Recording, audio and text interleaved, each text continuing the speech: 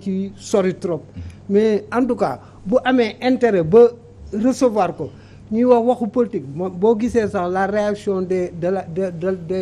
proches de Marine Le Pen la ñuy wax c'était un entretien politique donc politique loolu yëpp lal na ci politique aussi lal na ci géopolitique bi lal na ci relation internationale donc on peut s'interroger et puis on peut avoir des craintes qui sont somme toute légitimes quoi. alors pour cachotterie yi yëpp parce que bi mu fi ñëwee sax bi ñu nee recevoir na ko gars yi dañoo bañoon ñi nga xam ñoo nekk ci pouvoir bi nanguñu ko woon affirmer ba moom moo génn ci Mamadou Ibra Kane wax ni audience boobu am na. gis nga Assane Gueye il faut ñu xam tuuti may topp toujours li Demba Ramata wax. gis nga Marine Le Pen dafa jël récupérer parti boo xam ne il faut sénégalais xam ko dafa récupérer parti boo xam ne baayam moo ko yoroon.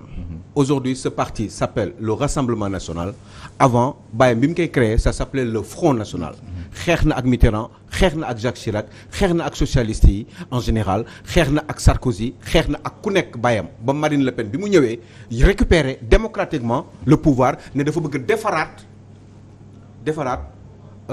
Front National. li mu njëkk a def mooy jël F bi tuddee ko R changer ko par R def ko Rassemblement National ba ne dafa bëgg changer visage u Front National bi ñuy wax ni front c'est un parti extrémiste. parce que moom giseewul noonu te am na en partie gisewul comme baayam bokk na sax moom ci ñi évincer son propre père. parce que yeneen gis-gis la parce que son père était ak ñoom Bruno Gollnisch ay ñoom l'autre Bruno qui a été maire de Vitrolles. xam nu mu tuddati beneen Bruno bi nekkoon numéro 2 bi après Badji évincé ko ak yi demee noonu des gens durs yoo xam ne dañ nekkoon autour Marine Le Pen fexe ba dégager leen pour donner beneen image Front National def ko Rassemblement National continuer nag espérer que maintenant au fur et à mesure à chaque fois que muy dem Marine Le Pen monte day yéeg ci sondage yi en France te comme Macron mi ngi nekk ci deuxième mandat am il y a des possibilités ou des éventualités ou même qui sait Marine Le Pen pourrait éventuellement remplacer Emmanuel Macron parce que gis ngeen moom bu mu jëlee présidence su Rassemblement National bi mu wutoo Badji ba tey parti bi dafay gën di monter en crescendo bu dul woon à chaque fois moom mooy dem deuxième tour ak Macron te bu dul woon peut-être que li nga xam ne comment dire les républicains en général que ce soit de gauche ou de droite muy droite républicaine ak gauche républicaine yi bu doon li ñu koy sot tout le temps kon forcément Marine Le Pen départ na bu yàgg parce que kenn bëggul jël risque jox leen nguur gi maintenant le problème mooy tout le temps Marine day avancer léegi nag est-ce que parce que loolu aussi daf ci am solo est-ce que du loolu aussi moo tax ma bëggoon lu leer moo tax premier ministre dafa war di wax muy leer parce que man xam naa am naa yu may comprendre aussi moo tax ma ne est-ce que du loolu la Macky Sall parce que gars yi Kadhafi a beaucoup aidé Sarkozy il faut oser le dire Kadhafi a aidé beaucoup de pays européens yoo xam ne jàppale na leen pour seen propre politique El Hadj Omar Bongo Feu a beaucoup aidé justement un président qui s'appelait Jacques Chirac et qui est parti donc jàppale nañu ñu bari dañuy dimbalante Macky Sall mos nañ ne dafay jàppale Mballo bi mu nekkee candidat jàppale na ko lu bari moom mooy son tuteur ak yi demee noonu donc yooyu day faral di am na ñoo xam ne jàppale nañu Idriss Déby pour mu gën a taxaw ci nguur gi Idriss Déby am na ñeneen ñu mu jàppale aussi Europe pour ñu avancer dem politiquement donc juste pour dire que ni rek c'est possible loolu ñu wax noonu mën na nekk li Hadjibou Soumaré wax c'est que loolu possibilité la sauf que man bu fekkee ni maa ko wax peut-être amul importance mais quand il s'agit d'un premier ministre moo tax mu am tollé bi d'ailleurs parce que bu fekk premier ministre bi moo tax moom moo ko wax un ancien premier ministre du Sénégal koo xam ne am na ay réseau man la koy wax sànq am na ay nit ñu mu xam na fonctionnement yi xam na bailleurs yi xam na Marine Le Pen kaaw bi ko daloon ci ak Russie bi Assane doon wax léegi cas boobu il faut comprendre lan la parce que Marine Le Pen banque française yi bëgguñu koon lebal pour mu def sa campagne électorale parce que ñoom après campagne bi il gagne beaucoup d'argent parce que voix bu nekk bu ñu la votel ça coûte de l'argent te loolu après dañ leen koy rembourser comme amuñu woon xaalis pour def campagne c'est pour ça qu'elle a été dans une banque russe avec l'accord de son parti pour dem récupérer de l'argent en Russie ci benn banque pour mu lebal ko xaalis après mu fay ko banque nag du lebal ku mu amul parce que moom selon sa réponse dafa waxoon ni banque française yi duñ ko lebal loolu moo tax mu demoon ci banque Russie pour ñu jàppale ko juste pour dire que ni yooyu day faral di am te Macky Sall mën na xool xam ni kii am na ay chance peut-être un jour pour remplacer Macron parce que il y aura plus de Macron dans quelques années là 3 ans je rappelle Macron parce que Macron dootul présenté wu ci kan mooy nar a jàkkaarloog Marine Le Pen pour cette dernière encore course parce que ce sera pour une dernière fois lay nekk candidate pour élection présidentielle française yi léegi kan moo nar a jàppale kan moo nar a jàkkaarloog Marine Le Pen ci gauche bi wala ci droite bi kan moo nar a daje moom parce que n'importe comment bu fekkee ni li mu téye mi ngi ko yor ba tey elle ira encore au deuxième tour donc nag Macky Sall mun na xalaat ne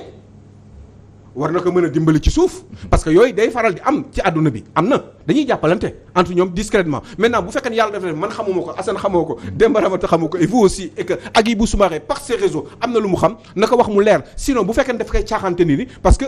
12 milliards c'est énorme dafa bari 12 millions d'euros 12 millions d'euros 8 milliards de francs 9 milliards de francs CFA c'est énorme te bu fekkee ne dëgg la daf ko war a wax pour Sénégal sinon il aurait mieux fait ou de se taire ou de ne point écrire. alors Fallou Blaise Diouf. fi mu nekk nii lii day reposer beneen question moom mooy suñu relation ak métropole wala ni ñu koy waxee suñu relation ñun africains yi ak souvent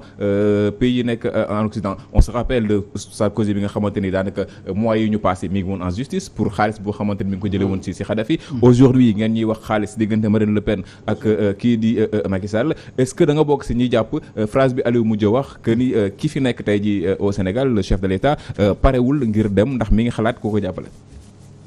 parewul ngir dem loolu moom je pense que xam nga loolu question la boo xam ne Sénégal depuis boobu ba léegi gaa yi ngi ciy wax. ndax day dem wala du dem. man loolu dama musa ne du ma si wax waxu troisième mandat c'est comme li ñuy wax jox ko doole la wala pousser ko pour mu def ko xam nga foofu la constitution est claire là-dessus. moom aussi am na lu mu si waxoon te boobu ba léegi kenn déggaatul ko si. moo tax ma ne man affaire troisième mandat pour man day dem. par A ou B léegi nag su fekkee leneen daa nekk sa xelam au moment venu am na ay institutions yoo xam ne sont chargées de ça ñooñu soit dañuy def seen liggéey suñ ko deful la population est là man si di jarul sax xeex ak xuloo population bi tey am nañ maturité am nañ benn kii boo xam ne suñu waree def li ñuy def ñu assumer ko ñu def ko clairement léegi nag concernant alliance yooyu ñuy wax entre les États ça a toujours existé kii wax na ko tout à l'heure xaw ma ndax yéen a ngi koy fàttaliku mais même arrivé na entre Omar Bongo ak le père de Marine Le Pen. ay temps ñu tey te pourtant dana xeex na ñu ñuul mais dem na fa Omar Bongo financé ko. loolu am na fi. entre états yi loolu c'est des géopolitique la. kan mooy toog yan relation laa war a def pour que ñu mun a am yenn kii loolu dafa mus a am xam nga tey ñoo ngi wax ay France Afrique et cetera par A ou B on aura toujours des relations entre le Sénégal et la France l'Afrique et la France maintenant quel type de relation loolu mooy la question. mais toll nañ foo xam ne tey ñun war nañ mën a am nu ñu doxalee suñu réew loo xam ne duñu compter ci keneen duñu yàqal it ubbeeku ci yeneen réew yi li ñu war a def relation yooyu aussi ñu ciy def des relations yoo xam ne tey ñëpp a ciy gis seen bopp on ne parle pas de relation d'égal à égal mais de relation gagnant-gagnant loolu nag mooy lan nit ku nekk am na kee intérêt bu mu soxla ci yow kee am na intérêt bu mu am ci yow dama ko mës a wax benn jour préfecture Lyon ñu nekk di waxtaan am benn pas algérien di casse parce que daa am lu ñu ko defoon mun naqari ko mu koy exprimer wu de manière ironique ma déglu ko ba pare avec une française y avait un canadien foofu kee di wax ba kee ne ko non pourquoi ngay casse yaa ngi naan France te yaa ngi France moo lay dundal et cetera wax ba pare ma déglu ma ne ko yéen a ngi wax loolu mais vous savez que aujourd'hui c'est tellement rek les 3 plus grandes entreprises françaises yoo xam ne tey France bii la ñuy exercer seen activité ma ne ko est-ce que Total tey fan lay jëlee ses ressources principalement c'est en Afrique Bolloré fan la c'est en Afrique et cetera ma ne ko donc ce qui fait que sénégalais yi wala étrangers yi ñëw fii dafa am lu ñu fi ut si tout comme yéen a ngi déplacé wu di dem si ñun di fa am lu ngeen fa ut si donc amul leen lenn lu ngeen ñu ëppalee beneen affaire bi tey on parle de ñun su fekkee je prends l'Afrique de l'Ouest du fu ñuy waxee ne ñun suñu fonds BCEAO suñu réserve yi tey c'est gardé par le trésor public français dencul ko pour téye ko mooy liggéey France muy fay moo ngi fay liggéey il faut oser le dire c'est 15 000 milliards de francs CFA waaw tey loolu waroon na am beneen politique boo xam ne tey mën na développer Afrique à travers si yenn banques yi ak tam si entrepreneuriat ak si yeneen ak yeneen yoo xam ne dinañu développer mais tey ñoo ngi toujours si loolu lan moo tax gars yi di rester foofu c'est autre chose man ne ko amul leen dara lu ngeen ñu ëppale intérêt la ñii dañuy uti fii ñii uti fii nous sommes d'égale dignité ma ne ko nag xoolal tableau bi lu ñu def liberté égalité fraternité je ne sais pas ma ne ko xoolal rang bi fii xoolal fii tubaab bi di dem xoolal fi étranger yi di dem xoolal fii y'a personne xoolal kër yi nekk fii tey waruñu woon mën a diwne wàññi daf ni ma ne ko est-ce que lii ñuy wax fii est-ce que existé na fii ma ne ko il faut que ñu respectante d'accord ma ne ko dama si yokk leneen. ma ne ko yow mii aujourd'hui je suis sûr que man maa la ëpp qualification. suñu postulé woon si même liggéey yow la ñuy jël bàyyi ma parce que yow lii nga te pourtant yow soo demoon France sama dëkk loolu question boobu kenn du ko posé mën nga am sax liggéey boo xam man duñu ma ko proposé. donc ce qui fait que ñun il faut que tam ñu xoolaat redéfinir suñu politique vis-à-vis de l'Occident de manière générale. Alors pour terminer un peu sur cette histoire là. Contrôle judiciaire la nekk nii daanaka contrôle judiciaire bu ñu koy waxee ci homme politique lim koy xañ bëri na loolu ci ni muy doxalee ñu jëm ci élection présidentielle yaa ngi naan exeggul waaye une élection présidentielle luñ ko préparé si ay 2 mois 3 mois at lañ koy taxawal est-ce que lii du leen gàllankoor ci fi ngeen jëm. waaw loolu ñi ko def moom lañ bëgg mais du ñun lii moo ñu taxawal ñun incha allah on va continuer suñu combat. ak ñi ñu si àndal ak aussi tam tey l'opposition si li nga xam ne war nañ si liggéey ensemble fii ak élection yi incha allah mais lii aussi yëpp c'est pour gàllankoor ko si aussi li ngeen di wax xëy na lu mu xam ñu bañ mu génnee ko